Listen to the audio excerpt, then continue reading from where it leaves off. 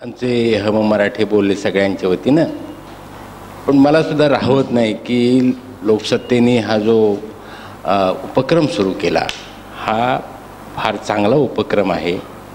कारण दरवर्षी असं होतं की संमेलन होणार आहे असं जाहीर झालं की परस्पर विरुद्ध बातम्या कशा येतील आणि मग एखाद्या उमेदवाराला कसं कोंडीत पकडता येईल वगैरे असं सुरू होतं. तसं न होता एक निकोप चर्चा व्हावी साहित्य व्यवहारासंबंधीची, साहित्य संमेलनासंबंधीची, असं लोकसत्तेने ठरवलं आणि ही फार चांगली गोष्ट आहे असं मला स्वतःला वाटतं.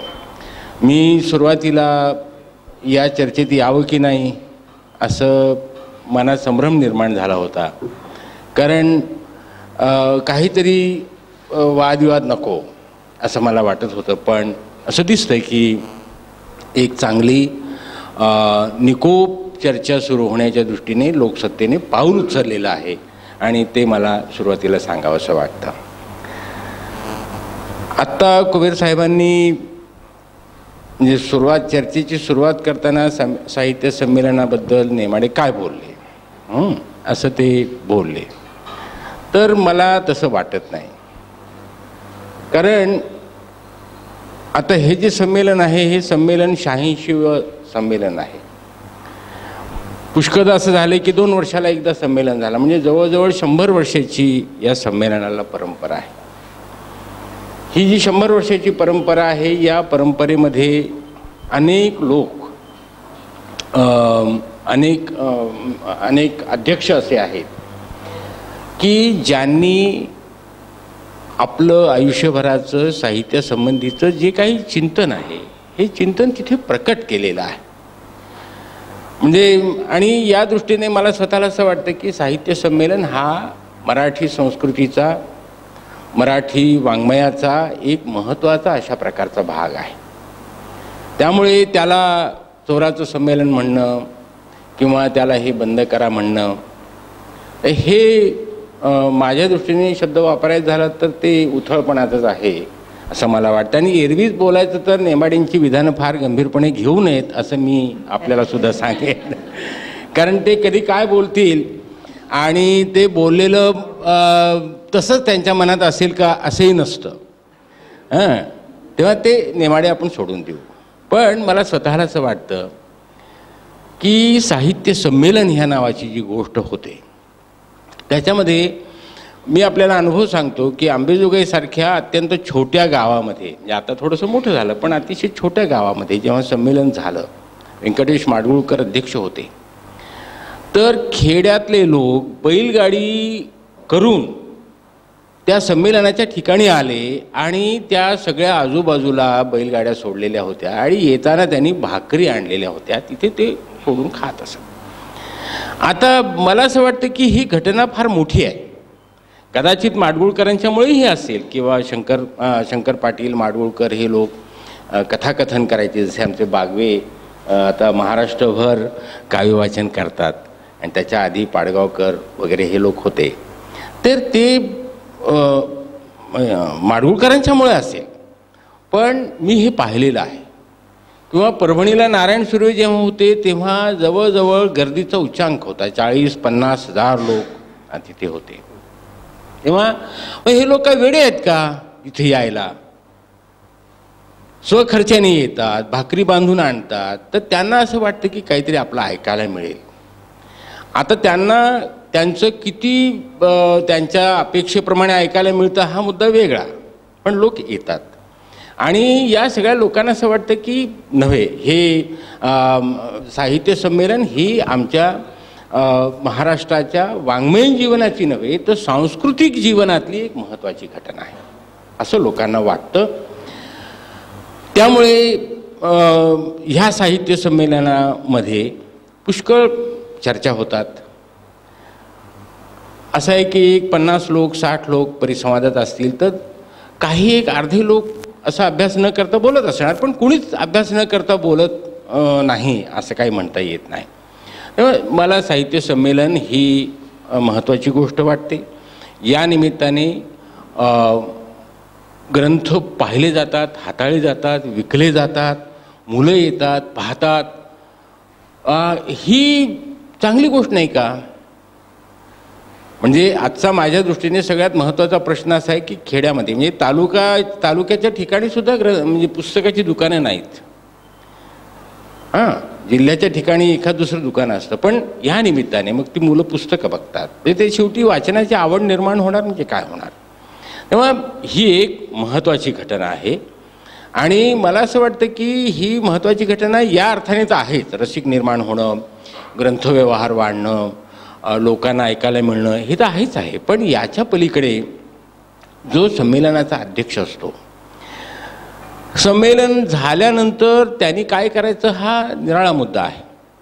पण मला स्वतःला असं वाटतं की लेखक हा संमेलनाच्या अध्यक्षपदासाठी जेव्हा उभा राहतो तेव्हा काहीतरी त्याच्याजवळ असं असतं की जे त्याला एका मोठ्या व्यासपीठावरती प्रकट करावं असं वाटतं. की नाही, आपण आयुष्यभर लिहिलं, काही एक वाङ्मयासंबंधी चिंतन केलं, काही वाङ्मयासंबंधी विचार व्यक्त केले स्फुट स्वरूपामध्ये, तर काही एक गंभीरपणे साहित्यासंबंधी आपल्याला काही एक सिद्धांतन करता येईल का, काही एक आपली भूमिका मांडता येईल का, साहित्यासंबंधी काही एक विचार मांडता येईल का, हा माझ्या दृष्टीने अध्यक्षपदाकडे पाहण्याचा एक भाग आहे. आता एक उदाहरण म्हणून सांगायचं झालं तर नचिम केळकरांनी बडोद्याला झालेल्या साहित्य संमेलनामध्ये सविकल्प समाधीचा सिद्धांत मांडला.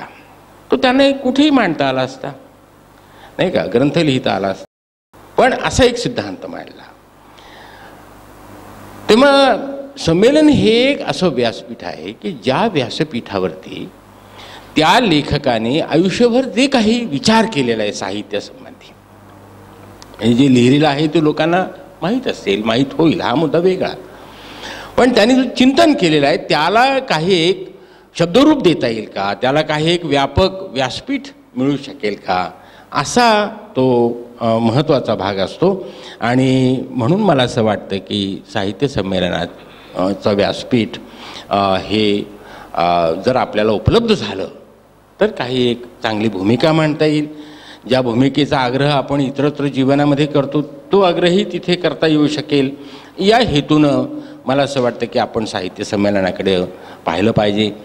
निवडून आल्यानंतर काय करणार असा एक प्रश्न विचारतात. आता ते बघू पुढचं पुढे काय करू, ते येऊ तो त्या पहिल्यांदा आम्हाला निवडून. पण निवडून आल्यानंतर सुद्धा एक वर्षभर साधारणतः ते अध्यक्ष जे असतात ते महामंडळाचे सदस्य असतात आणि वेगवेगळ्या ठिकाणी जातात, तर पुष्कळ कामं करता येण्यासारखी आहेत. विशेषतः माझ्या दृष्टीने आज अगदी ग्रामीण भागापर्यंत पुस्तकं पोचणं, वाचक निर्माण होणं, रसिक निर्माण होणं, ह्या सगळ्या गोष्टी आहेत, ह्या सगळ्या करता येतात. त्या फार विस्ताराने मी सांगत नाही.